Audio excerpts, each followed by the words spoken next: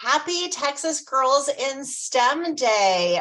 Welcome everyone to our Texas Girls in STEM Day webinar. Let me start to share my screen as we let folks get in the room and get started here. So welcome everyone. My name's Trisha Berry. I am the Executive Director for Women in STEM in the Division for Diversity and Community Engagement at the University of Texas at Austin. And I use she, her pronouns, and we are thrilled to have you here today. Each March 1st, the state of Texas recognizes Texas Girls in STEM Day. And the day marks a chance for us to celebrate and encourage the participation of girls in this state in fields related to STEM, science, technology, engineering, and math. And it's the result of House Bill 3435 that was passed by Representative Rhetta Bowers during the 86th regular session, which was last year, or 2 years ago. And this, again, encourages celebrations and ceremonies and all kinds of things to really emphasize and celebrate women and girls in STEM. So I wanted to make sure that we gave a shout out to our fabulous partners for the webinars that we are hosting today, including this one. This is the second of 3 hosted in collaboration with Texas Partnership for Out of School Time, TextPost, and the Million Girls Moonshot Movement, which seeks to reimagine who can engineer, who can build, and who can make inspiring and preparing the next generation of innovators. So we're thrilled to have them as partners with us, the Women in STEM program at UT Austin. We also are a featured event of the Texas Science Festival that is happening now through March 4th. So please be sure to check out the rest of the events and activities happening with the Texas Science Festival on campus as well as virtually through the next week or so. And then Fab Femmes, we want to make sure that you also are aware of this fabulous resource. This is a STEM role model database where you can find tons of STEM role models. It's a directory that lets you search on all kinds of experiences and disciplines of STEM, keyword searches by location, lots of different options to find other STEM role models to connect with. And then last but not least, this webinar and all of our webinars from today, as well as other career chats with STEM professionals, can be found on our UT We STEM Women in STEM YouTube channel. So be sure to check it out. We'll have this webinar up just as soon as we can after it ends. So with that, I'm going to stop sharing my screen so we can get into talking with our fabulous STEM role models who are here with us today. This webinar focuses on STEM pathways with some of our fabulous UT Austin STEM alumni and role models, and we're going to have each of them share in just a moment a quick introduction so you can get to know them. Then we'll have some facilitated questions, some pre-selected questions for each of them, and then we'll also be taking questions from the audience. We have Robin Lindsay here joining us, who is our pre-college outreach coordinator for Women in STEM, who's going to help manage the question and answers that are coming in. You can go to that little Q&A pod of the webinar system and submit questions to us that we will answer throughout our time with you. So with that, I'm going to stop talking and I'm going to turn it over to our fabulous panelists to let them introduce themselves and tell us who they are and what they do and where they currently live and something that they do outside of work, some hobby that they have, so we can get to know them a little bit better. So Angela, would you like to get us started? Sure. Hi, my name is Angela Bowes, and I currently live in Yorktown, Virginia, which is kind of near Virginia Beach, if people are familiar with that, or Norfolk, so a lot of military around here. I work for NASA Langley Research Center in Hampton, and I have worked for NASA for 22 years. Something I like to do outside of work is I like to play soccer, and I like to hike, and of course hang out with my family. Awesome. Thank you, Angela. All right, Numa, let's hear from you. Hey, I'm Numa Damani. I went to UT Austin and I got degrees in physics and chemistry. I am currently a principal machine learning engineer at Kenku AI, which is a boutique AI consulting firm. I have previously worked in big tech, at startups, at nonprofits, at other bigger consulting firms.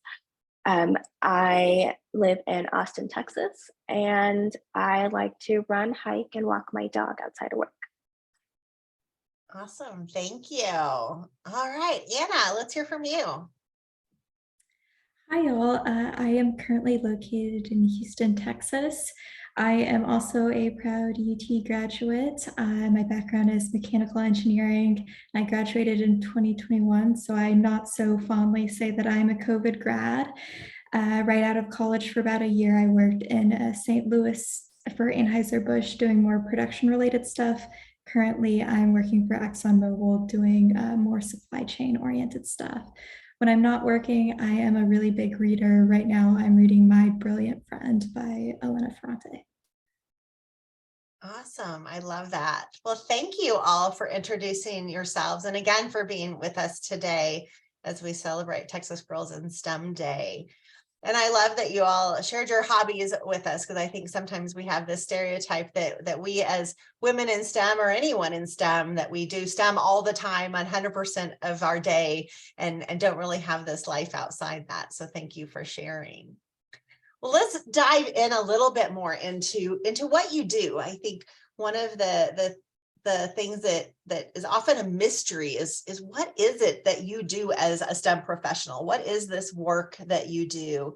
And how did you get to this place where you are? So if you can tell us a little bit more about, what excites you about your work, and how'd you decide on your major, and what is this stuff that you do maybe on a daily basis, or share about a project that you have. Maybe we go backwards. Anna, you want to start on this one? Okay, sure. So my official title is the America's Supply Scheduler, which really doesn't tell you anything at all about what I do. So I am in ExxonMobil's chemicals business, and I manage currently 4 different products. So I help steward getting bids from customers on who might potentially want to buy these products and whatever quantities we want to sell them. I help manage nomination processes, inventory. I helped to steward ships being loaded or barges as well. So one of the things that really gets me excited about my job is that I get to interact with a lot of different people internally and externally. So I get to speak with third-party inspectors. I get to speak with some of our site coordinators. I get to talk with commercial folks. I get to talk with customers as well. I get to talk with ship coordinators. Sometimes I even get to talk with ship captains if it's a crazy enough situation. I've even had to hire a photographer to come and take photos of a ship, just because that's what our customer wanted. So it's something different every day, because you never know what's going to pop up. I've gotten a midnight call saying, hey, we have to get a helicopter. Someone is sick on the ship and we have to get them off. It's just a new thing every day. So I never feel bored. There's always something different and room to grow. And I just like being able to interact with other people and the opportunity it presents. I kind of like to joke that I got my engineering degree to do a business job. And supply chain is kind of like commercial light. I'm not extremely outgoing, but I still get those interactions where it's not as commercial and negotiations heavy. So I still get to talk to folks without having some of the burden that being in a firmly commercial role kind of you need to have for that. I love that. And I think what you were talking about with your title, a lot of folks have those titles that don't at all align or match up with the job that you're actually doing. So someone can have a title and it's hard to understand, what does that really mean behind the scenes? What does that really mean for what you're trying to do? And then I also loved how you talked about the communication side of things, how with the role that you have, having that background in engineering is one piece of it, but being able to communicate with all these different stakeholders and have those relationships being built with all of those different types of people and roles is really important as well. And I think we sometimes, again, have those stereotypes that engineers and scientists aren't communicators, but it sounds like your job is it's 100% the communication side of things. Yes, absolutely. That's all I do every day is communicate. Awesome. That's great. All right. Well, Numa, let's hear from you. Yeah, so I am a principal machine learning engineer at Kaifu AI, and what I mostly do is design and develop ethical machine learning solutions across various industries. I'm especially focused on our AI for social good initiatives, which is what I lead at Kaifu. A lot of my background has been in ethical AI, counter disinformation efforts, privacy and security, trust and safety. So it's really similar to the kind of work that I am doing right now, which is things like fighting like using machine learning to fight misinformation, or mitigate like abuses online, or work with like the State Department for like human rights violations across different countries. So a lot of like social AI for social good initiatives. For me, it's just really exciting to be at the intersection of machine learning and human-centric causes. It's really fun to be able to leverage math to make a social impact and just really enhance the best of humanity. Machine learning was a really good fit for me because I really enjoyed research and science. I did a lot of math and science when I was doing physics. So it just gave me like the mathematical and programming background that I needed to be able to do the work I do today. I love that. And I think talking about how you take that interest that you find and those skills that you gained in undergrad to kind of take you in a variety of pathways. So I would assume, and maybe I'm wrong, but did you take classes that were machine learning when you were in undergrad?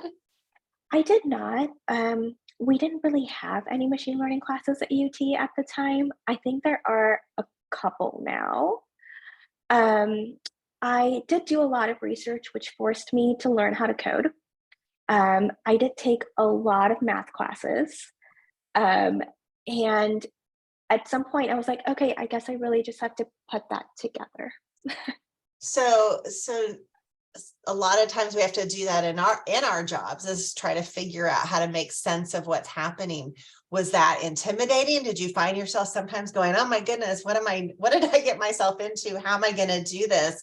And did your STEM background help you in any way to get through that? Yeah. I think early on, and maybe even sometimes now, I think a really big thing for me was imposter syndrome. So like constantly just doubting my skills, talents, and just feeling like I'm a fraud all the time because I didn't have a computer science degree or like really actual training in machine learning. But I think what I learned just being a scientist is that accepting that I will never learn everything there is to learn in this field, but at the same time, I also know things that others don't. So what you maybe know is just rarely a subset of what other people know, and your knowledge will overlap with others, but it will also set you apart from others. Well, that's great. It's always learning, right? We're always learning and understanding. I like the way you said that. We're just never going to know everything. So we're always learning. Thank you. All right, Angela, let's hear from you. What is it that you do? What excites you about your work? Well, so I failed to say before that I have a bachelor's degree in aerospace engineering from Purdue and then a master's degree in aerospace engineering from UT. So in between those two, I actually did work at Honeywell, so got some supply chain, a little bit of supply chain exposure and manufacturing exposure during that time. And then moved to NASA. So at NASA, I've primarily done trajectory design or mission design, mission analysis. So I worked at JPL first and the Jet Propulsion Laboratory out in California and did, interplanetary trajectories. So how do you get from point A to point B? And then here at Langley, I've been doing that more for trajectories of vehicles that are in the atmosphere as opposed to going somewhere else out in space. And so again, still, how do you get from point A to point B, considering all the different ramifications of the path that you take on the vehicle and all the other systems on the vehicle? So very systems level type job. And understanding, in a broad scheme, what one choice, how it may impact other parts and how you can balance all those competing needs and make a design that will fit the mission as a whole.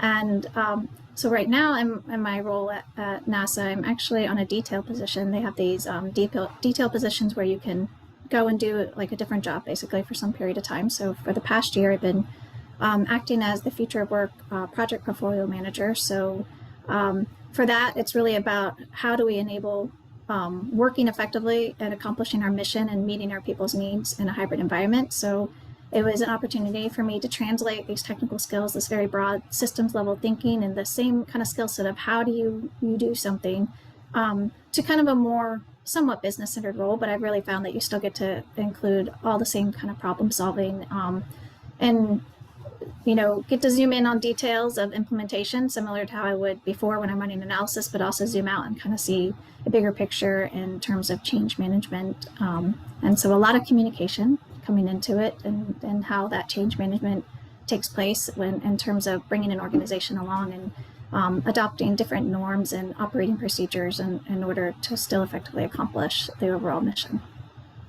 And let's see. So what do I love about what I do? I think I enjoy being able to figure out that how and all the different ways, the different paths that somebody could take, and bring that information to a decision maker and help them, enable them to be able to make a choice and to be happy with their choice. I think that's the part that I like the best.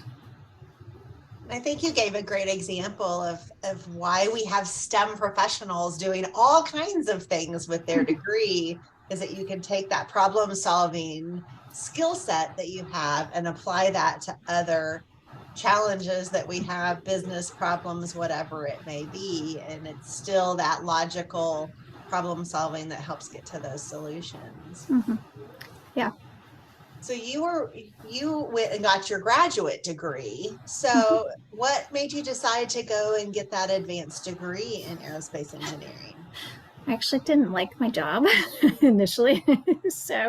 And when I was looking at other jobs, the ones that appealed to me all required a master's degree. And then, I had several people that had gone graduate level and said that was a good route to go in terms of opening doors. So, and I did find that it allowed me to step into a space where there was like a niche of a specialized interest area that really fit my strengths and what I can bring to problem solving. So I am very grateful for the initial experience in manufacturing the supply chain, because I think it's helped me to understand, aspects of designing a mission, taking a vehicle and actually getting it through to being able to launch, and the problems that you have and when these different groups come to you, and like what would change the mission is often a real hardware constraint. And so they run into an issue in terms of how they're building things. And so what can flex is the design of how you do it. And so it's helped me to have an appreciation for that.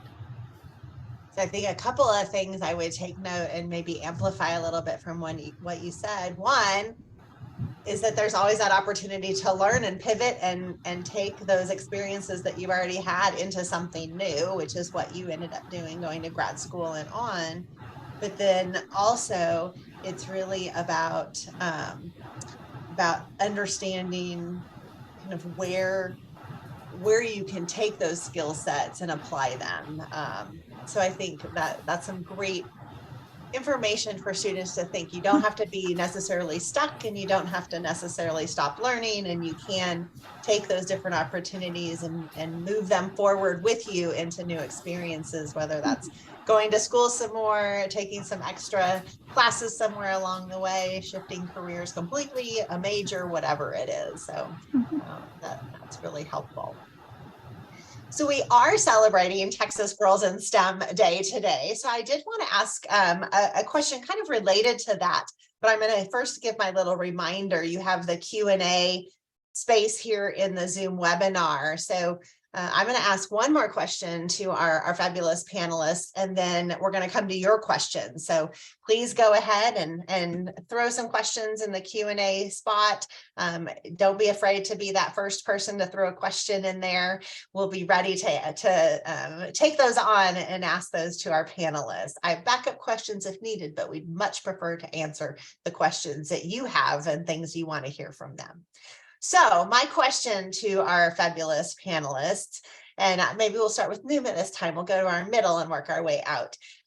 What does it mean to you to be a woman in STEM?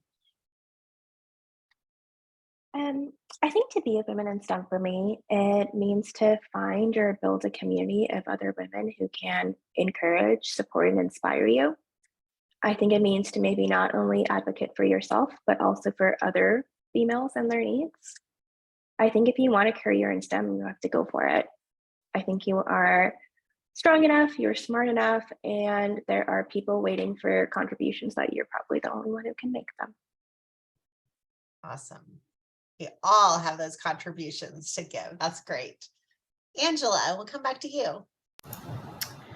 So I think it's interesting. I never really doubted that women deserve to be in equal position as men in terms of having careers in STEM, but I can tell you in walking it, I definitely had the imposter syndrome and felt like I didn't belong because there's so few women, and I didn't have, necessarily some role models that I could relate to. So I totally agree with Numa about finding that community of women, other women that are in STEM, and leveraging each other and being advocates and allies to each of you. And I think for me at this point in time, being a women in STEM and being kind of at a middle point of my career, a big part of it is empowering other women and girls to be able to succeed and maybe not have some of the challenges that I had along the way.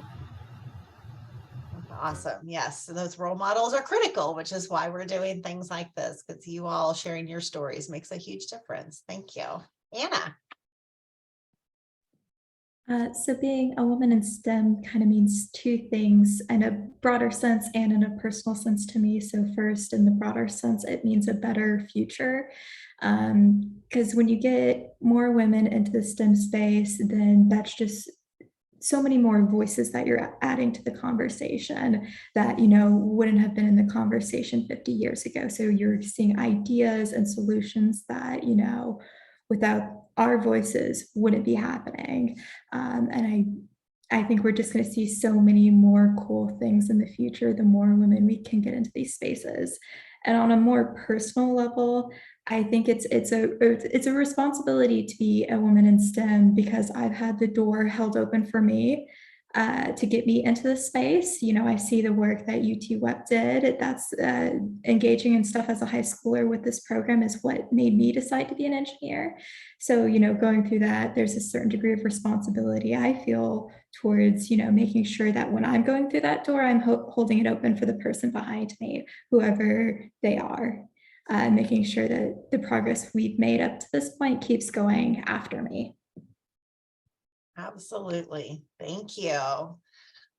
Super inspiring. You all are giving me chills for the things that are happening and you all being role models, because this is really what it is all about, is trying to help open those doors and help provide that inspiration and that glimpse into what it is to be in STEM and how awesome and amazing it is, and to hopefully welcome many, many more into this space as well. So I'm going to turn it over to Robin if we have questions that are coming into the Q&A area. And this is your time. If you have questions, please throw them in there and we will make our way through as many as we can with our time that we have. All right. So at the moment, we just have one. Oh, now we have two questions. So make sure you're typing in those questions, because if you don't ask, they can't get answered. So the first question is, how have you managed a work-life balance? So that goes to anyone who has an answer for that question.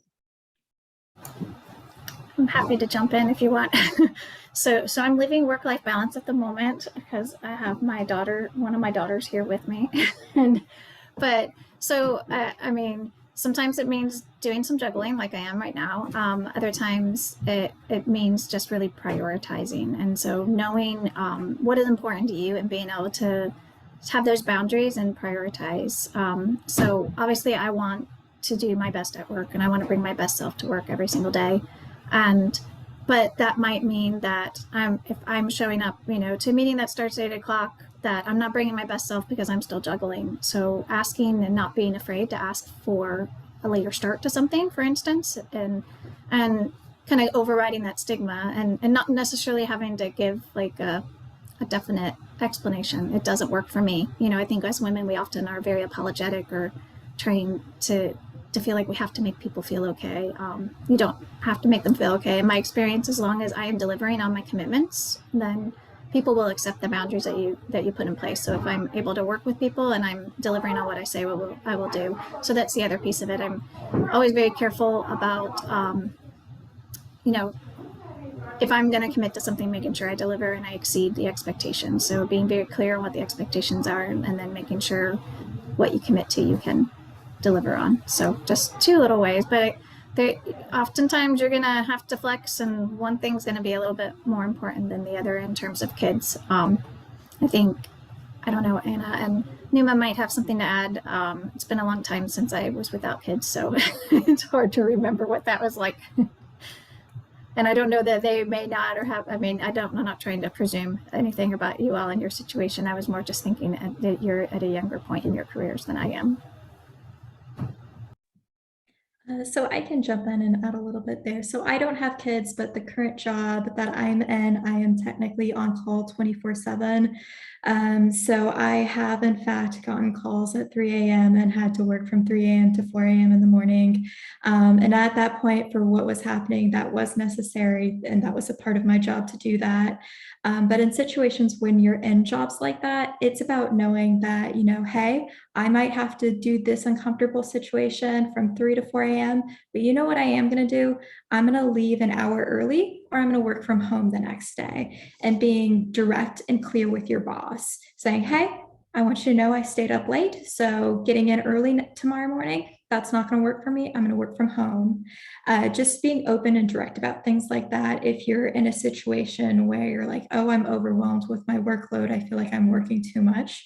Again, it's a good situation of maybe facilitating a meeting with your boss or your team to try to figure out how there's a better way to divvy up the workload. I mean, recently I've sent it, I am to my boss saying, hey, I'm really overwhelmed right now. I'm really stressed. And together we worked out a way where I offloaded one of my projects onto someone else who was didn't have enough to do. And if I hadn't had said that, I wouldn't have known that there was someone else on my team that really needed something. So part of that is just be open about things like that. And it's nice if my boss is close in my age group, so I can talk pretty frankly with her on that part. So, you know, take your time back when you can, if the situation allows for it, and just be open and honest.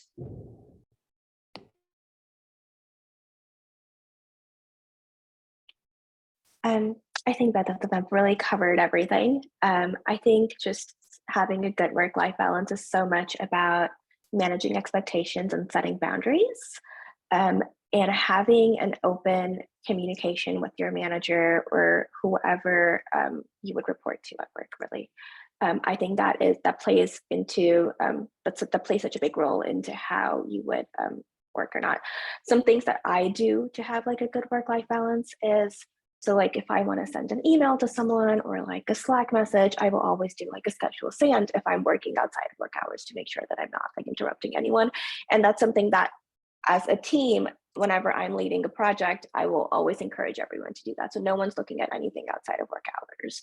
And maybe having like hobbies outside of work hours, right? So like outside of work, if I think you're doing something fun, that really helps, because it's so easy to kind of get into routine when you're like, you wake up, you go to work, you're done with work, you're just getting in bed and that's it. So I think it helps so much to have some stuff that you're doing outside of work too. Great answers. Thank you for sharing that. So our next question is, does biomedical engineering make a good pre-med major?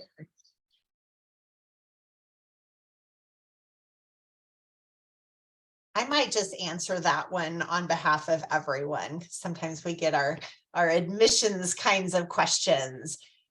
Any major can get you to be in med school if that is your pathway. We have students in history, we have students in business, we have students in engineering that are on the pre-med track. It doesn't really matter. I would say choose the major that is of interest to you. As an undergrad, you spend a lot of time taking a lot of classes during your 4 or more years that you are doing that undergrad degree, and you're going to want to like it.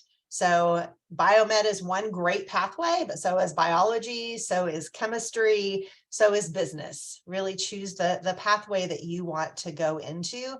And it's different at every university. So really seek out the universities that you want to explore and ask them these questions and talk to their pre-med folks and see where all of their students are living as undergrads, what majors they're in, and that can help you with those decisions.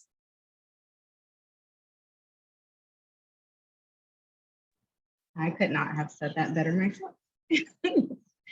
So our next question, would you help out a current high schooler find her passion through a STEM research project? If so, how can she reach out to you?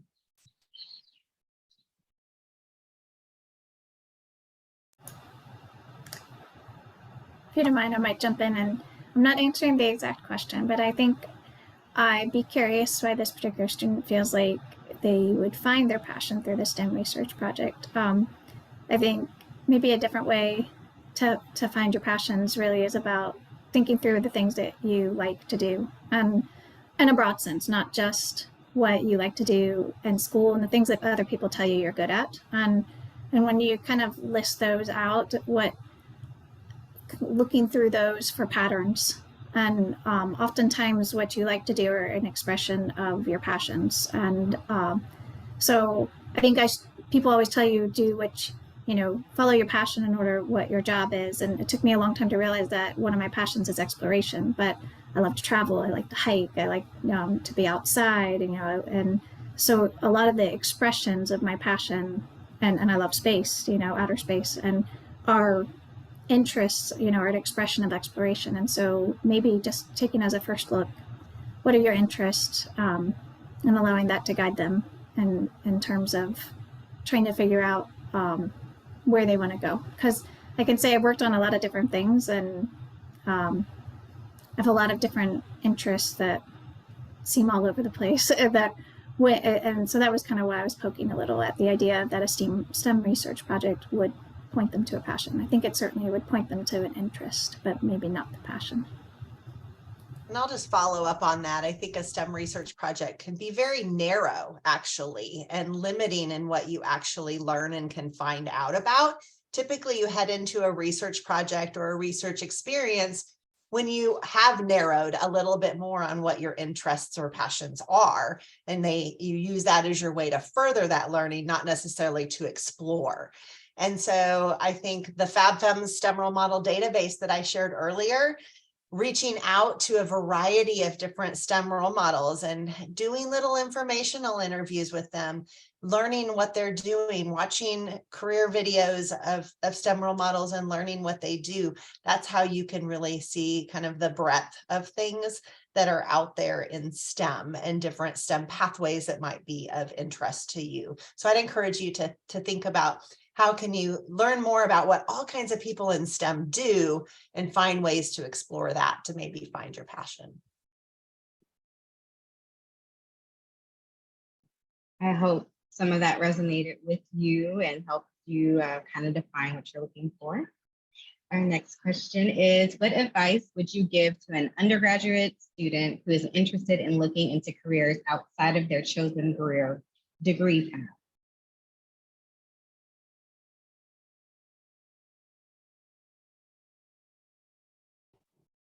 Okay, so I would say the job I'm currently in now was not necessarily something I imagined I would be in.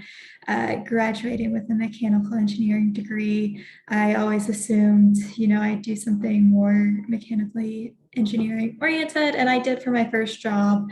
But I guess the best advice I could give you is learn about what's out there, and a good way to do that is just to start talking to people. And what you'll find is a lot of people, their careers have taken some interesting turns or pivots, regardless of where they are, where they started at, taking them from one career to another. And that'll help to kind of tell you like, oh, okay, I can take my mechanical engineering degree and translate it into something supply chain oriented like Anna did. And that's a good way of kind of figuring out, oh, here are the options open to me. And at the end of the day, if you're doing engineering, people love to hire engineers, mostly because they know we can solve problems. So there's a lot out there where just because you're an engineer, they will be interested in you. They know you're smart and that you're going to kind of tackle a problem in multiple ways. So if you're trying to figure out what specifically you're interested in, start trying to figure out what activities, not activities, but like what job functions you like. I'm not a big believer in a dream job. I'm a big believer in like dream functions, because you can find more jobs that way when you figure out what it is you actually like to do. And that's something you can translate across many different industries, not just one specific key thing.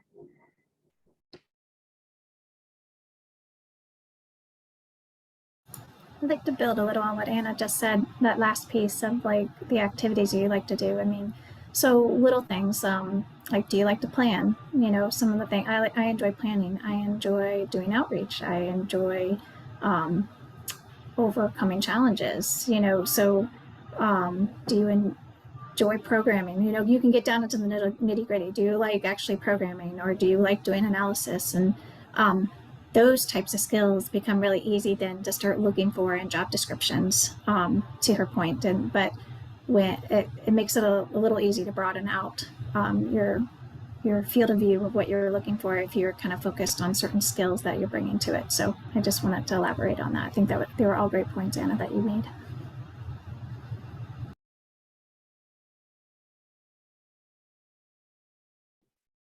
And we have one last question, time for one question. Okay.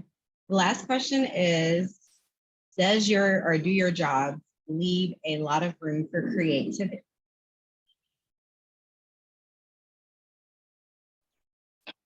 I can take this one. I think a lot of what I do with machine learning, it's as much of an art as it is science. There is no like right way or one way to solve something. You have to be really creative given what data you have, what tools you have at your disposal. If you're working in a client-facing role, you need to also account for what data your client has, what your client wants. So you also have to think about deadlines, right? So can you maybe do this in 2 weeks versus like, I don't know, 2 years? So it gives you a lot of room for creativity in the sense that you have the ability to just creatively use tools at your disposal to solve problems in really unique ways.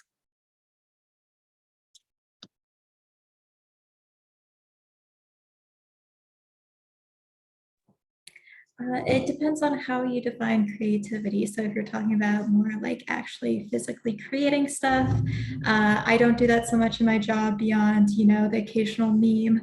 My work group has gotten really into that, so they all enjoy making those nowadays, which is fun, but not actually what I do for work.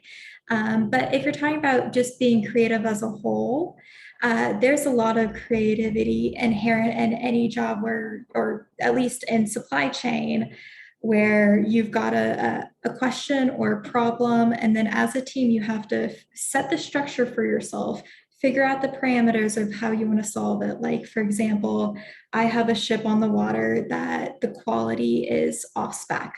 And unfortunately, that's how it's going to get delivered to the customer and they'll accept it. But it's my project right now to figure out how are we going to take what we experienced with that situation and improve it in our next situation.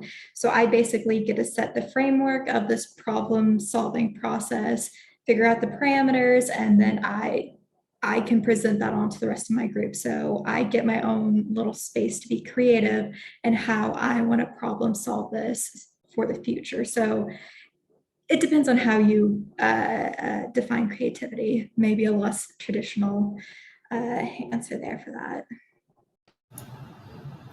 I totally agree with what Nima and Anna have said in that regard. I mean, literally my whole career, exactly how Anna was saying, is you define the structure to how you're doing things. And I've literally been saying, how do we go from point A to point B? What are all the different paths? So there is a lot of room for creativity. You just know your endpoints.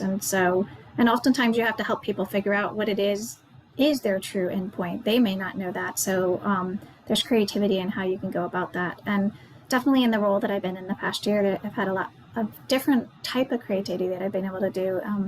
That we have a multidisciplinary team, and so I have like behavioral scientists involved, industrial organizational psychologists, and they bring such a different dimension of thought to problem solving, it's opened up a very different kind of creative space of how you design and your approach even to the designing. And there's a lot of creativity that can take place there. And I imagine that Numa's probably run into that somewhat in the type of work that she does from how she's described it. And so I think there's definitely room for it. And maybe just as Anna said, not in the quite in the way of like you're creating something very tangible, but so. Awesome.